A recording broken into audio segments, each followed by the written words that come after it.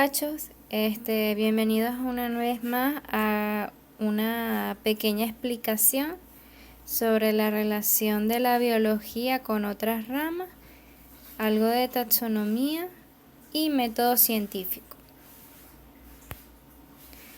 Bueno muchachos, lo que voy a hacer es como un resumen de la relación de la biología con algunas ramas, pero muy puntual muchachos. Es más que todo, el objetivo de esta pequeña explicación es que ustedes entiendan algunos de los conceptos que se dio y bueno, en base a esto voy a continuar.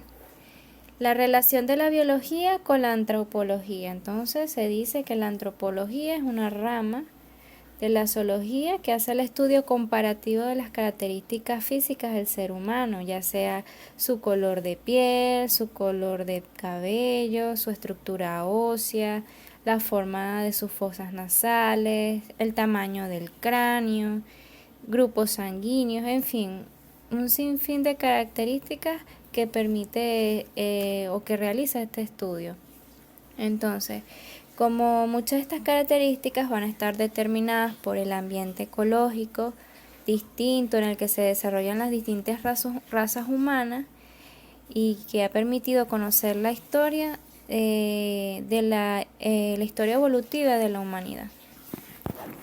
Entonces, estos diversos patrones culturales, religiosos, comunicacionales, laborales, de organización social, economía, entre muchas cosas, se relacionan con algún campo de investigación en biología. La relación de la biología con la psicología. La psicología es un aspecto que van a ver más adelante en la carrera, pero es muy bonita porque es prácticamente el estudio de la mente. Entonces se dice que la psicología estudia lo que es la conducta, los fenómenos psíquicos normales y patológicos. Entonces la psicología se va a relacionar con la biología a través de la psicología comparada. ¿A qué se refiere esto? Esta va a buscar las leyes generales sobre el comportamiento animal, incluyendo al hombre. Entonces, en base a esto, los métodos de investigación se realizan normalmente en simios, ratas, palomas y perros. Entonces, esto también tiene que ver con lo que mencioné en la clase anterior, con la etología. Entonces, es como un estudio de más que todo comparativo en comportamiento animal. La relación de la biología con la ecología humana. Entonces, se dice que los seres humanos, ¿verdad?, al igual que los animales, tienen una ecología muy particular. Entonces, que amerita un estudio que se aporte debido a algún impacto que el hombre tiene sobre el resto de la biosfera. Entonces, el hombre se dice que ha tenido un impacto sobre la vida en el planeta. Esto es muy cierto. En pocos años el hombre ha sido capaz de transformar por completo la faz de la Tierra.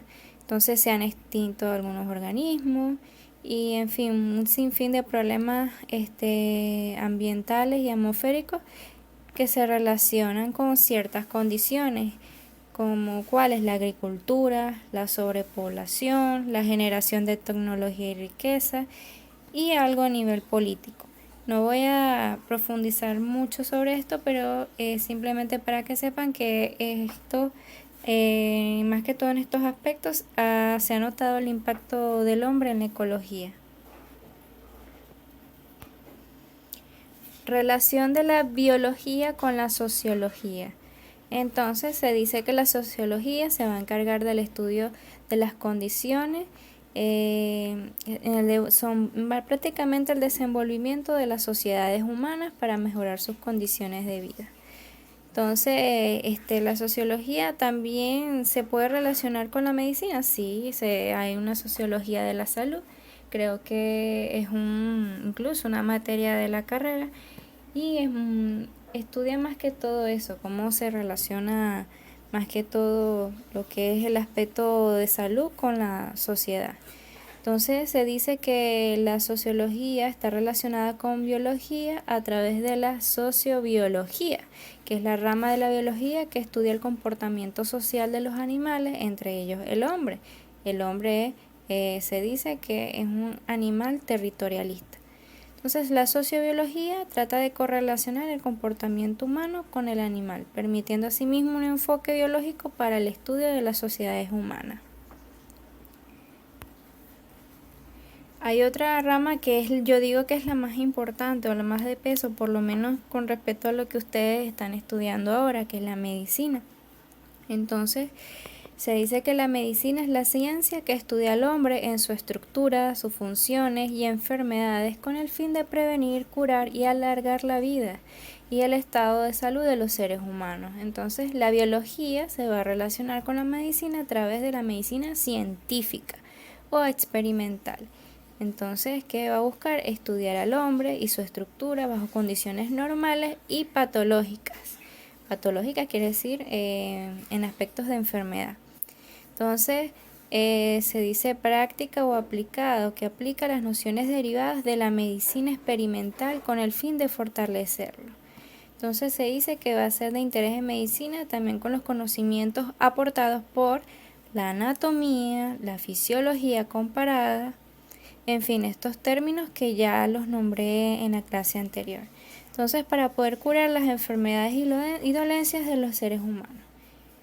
Entonces, se dice que los conocimientos generales por la microbiología, la parasitología, permiten el control y la erradicación de todas esas enfermedades y epidemias.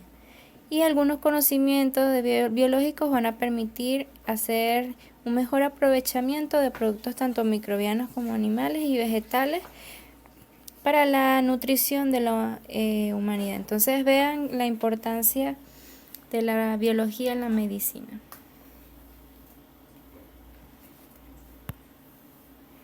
Relación de la biología con la astronomía. Pues sí, aunque no lo parezca, la biología se relaciona con la astronomía. La astronomía proporciona datos a la biología relacionados con la edad de la Tierra, los viajes espaciales y la posible ocurrencia de la vida en otros planetas. Se denomina exobiología. Ahora, aplicaciones de la biología en la sociedad. Bueno, una de las más importantes que hay que recalcar es la industria farmacéutica. Entonces, los microorganismos como plantas, animales son usados constantemente como fuentes de medicamentos antibióticos y agentes terapéuticos para curar diversas enfermedades. Dentro de esto se incluye lo que es la tecnología de alimentos, industria de petróleo, industria química, agroindustria. Entonces vean que la industria farmacéutica, desde el punto de vista de lo que estamos estudiando, es muy importante. La microbiología aplicada a la microbiología aplicada a la biotecnología bacteriana.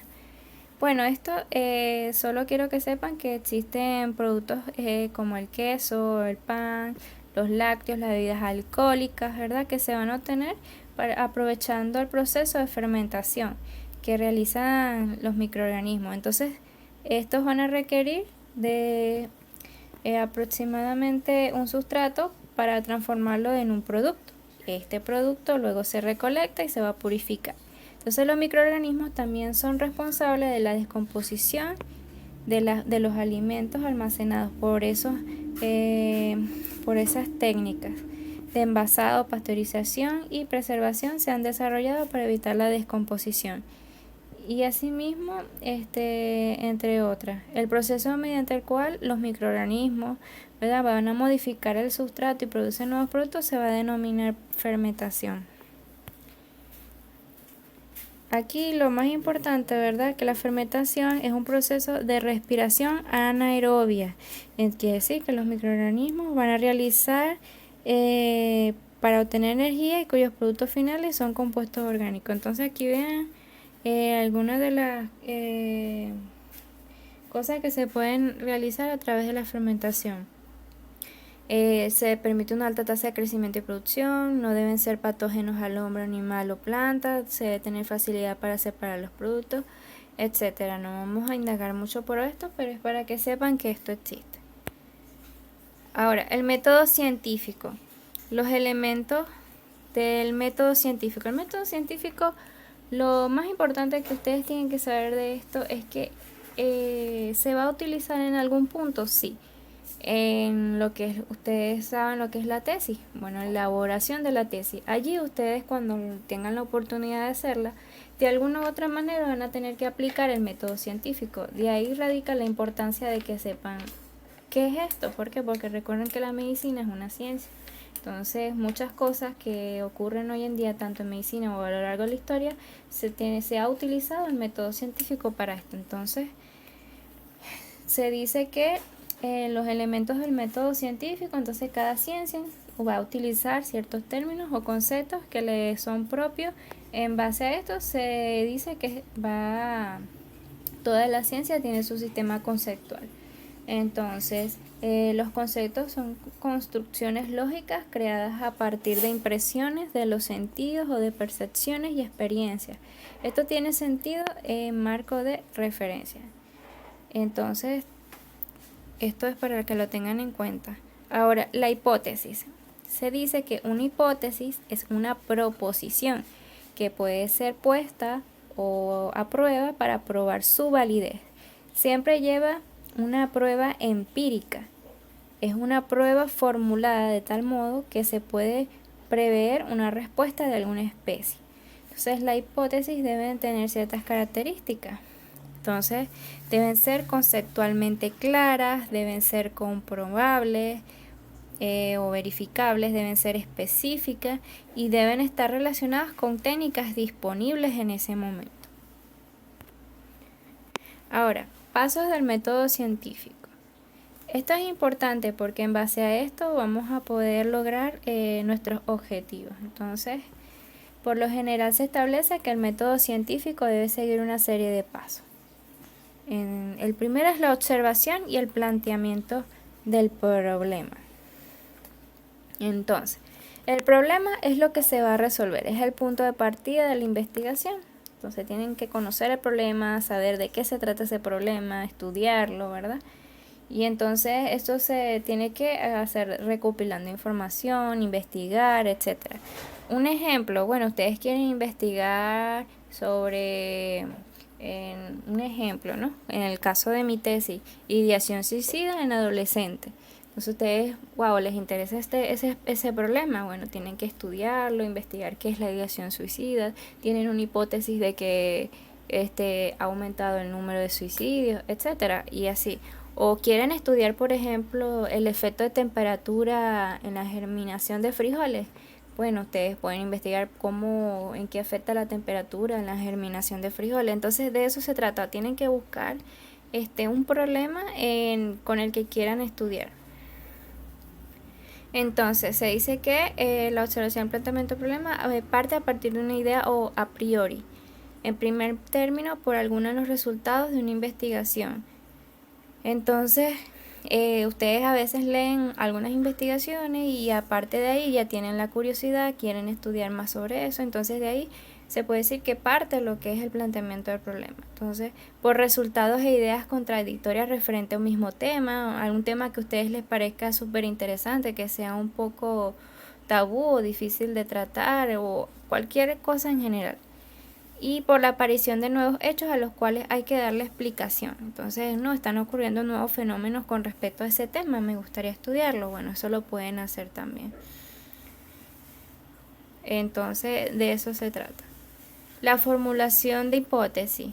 Dentro de la formulación hipótesis tenemos que, primero, debe ser comprobable, debe estar relacionada con técnicas disponibles, debe ser una respuesta al problema, por eso es específica.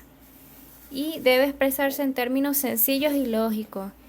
Entonces, en eso debe expresarse en términos sencillos y lógicos. Ustedes no van a formular una hipótesis que sea muy complicada, que la persona que quiera aprender sobre ello, eso no lo pueda entender. La idea es que se usen términos sencillos, así sea un tema complejo, y de lógica para que cualquier lector pueda interesarse y comprender de qué se trata el tema.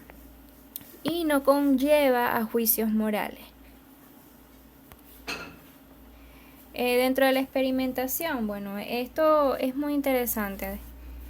¿Por qué? Porque aquí van a aplicarse distintas técnicas. Entonces se dice que la experimentación permite sostener la prueba de la hipótesis. Entonces, prueba si los hechos supuestos son ciertos o no. Y por tanto, ¿verdad? Va a permitir escoger cuál es la hipótesis que mejor explica los hechos que están ocurriendo. Entonces, se dice que por lo general se hace bajo la supervisión de un investigador con experiencia. Por ejemplo, en el caso de las elaboraciones de la tesis, generalmente ustedes van a tener un tutor, ¿verdad?, que los guíe a través de la investigación, un tutor que tiene experiencia sobre ese tema. Por ejemplo, en mi caso del tema de la ideación suicida, estuve acompañada en todo momento de una psicóloga. Entonces, para que vean que siempre debe estar en supervisión de un investigador con más experiencia en ese tema. Y para cada problema planteado existe una metodología y material específico que permite obtener algunos datos iniciales. Entonces, por ejemplo, si yo quiero estudiar algún elemento químico, algún fármaco, entonces tengo que buscar las herramientas correspondientes a eso. Si quiero estudiar algo de psicología, tengo que empaparme, por ejemplo, en las historias clínicas que estén disponibles en ámbito psiquiátrico. Si quiero estudiar, por ejemplo, los frijoles, tengo que saber un poquito de la agricultura, ese tipo. Tienen que buscar sus herramientas y en base a eso van a hacer los experimentos. Luego de eso viene la interpretación y análisis. Esto es una vez que ya los métodos, los datos se pasan a la interpretación y análisis de los mismos, entonces va a permitir confirmar o rechazar la hipótesis. Entonces la información recopilada se va a analizar de forma muy crítica, se va a sintetizar y se compara con los resultados obtenidos por otros investigadores y se arriba a conclusiones probables. Entonces ustedes tienen, una vez que tienen sus datos, ¿verdad? Ustedes los van a interpretar, los van a analizar y los van a comparar con otros estudios que ustedes tengan a la mano con respecto al tema que están realizando o a la hipótesis que están experimentando. Entonces, esto también es un estudio del tipo comparativo. Entonces, durante esta fase se pueden asociar variables estudiadas. Entonces, ¿qué se refiere a variables? Por ejemplo, si estoy estudiando el efecto de la temperatura en la germinación de frijoles, quiere decir que la variable no va a ser el agua con el que regue los frijoles, porque técnicamente estoy regando todos de la misma cantidad de agua, o la tierra en donde los sembré. No, la variable sería en este caso la temperatura, porque dependiendo de la temperatura en que estoy evaluando cada frijol es que voy a hacer mi estudio. Entonces esa sería la variable.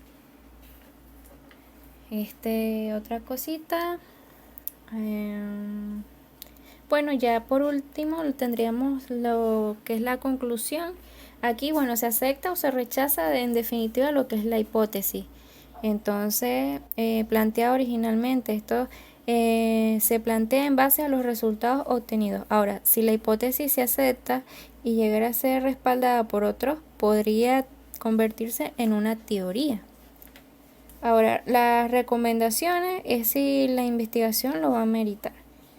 Bueno, no, si estuve estudiando sobre, por ejemplo, una de las enfermedades en el hospital Ruy Páez que más se ven en el área quirúrgica, la recomendación es que al momento del estudio haya un poco más de apoyo en cuanto a la revisión de historias clínicas. Esas son recomendaciones que a medida que ustedes van estudiando, ustedes van viendo que si se puede o no aplicar.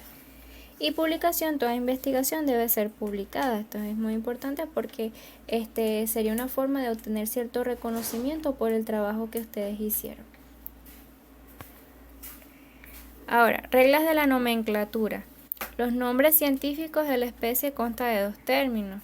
Entonces, la primera palabra del nombre científico designa el género al cual pertenece la especie y la segunda palabra designa el epíteto específico o especie. Ahora, entonces los nombres científicos se escriben en latín, en letras cursivas o subrayadas, si están manuscritas o mecanografiadas. Esto es importante porque muchas cosas que tanto en medicina como en otras ramas de la ciencia, ya sea el estudio de insectos, el estudio de plantas, el estudio de algunos animales, Y incluso en el estudio tanto en las enfermedades que agentes causales que enferman al ser humano llevan su nombre científico con su respectivo género y especie. Entonces, de aquí radica la importancia de por qué deben por lo menos saber cómo escribir los respectivos nombres. Ahora, la letra inicial del género se escribe con mayúscula y la del epíteto específico con minúscula. El epíteto específico no puede usarse aislado, siempre debe ir precedido de su género. Ahora, cuando se ha citado un nombre científico en un texto, su primer término, es decir, el género, puede ser abreviado utilizando su letra inicial con la subsiguiente cita. Entonces, en esto lo importante que quiero que se lleven es que el género y la especie se utiliza tanto en medicina como en la entomología y también en la veterinaria. Pueden estudiar un poquito más a fondo lo que es el Homo sapiens. Y bueno, con esto culminamos.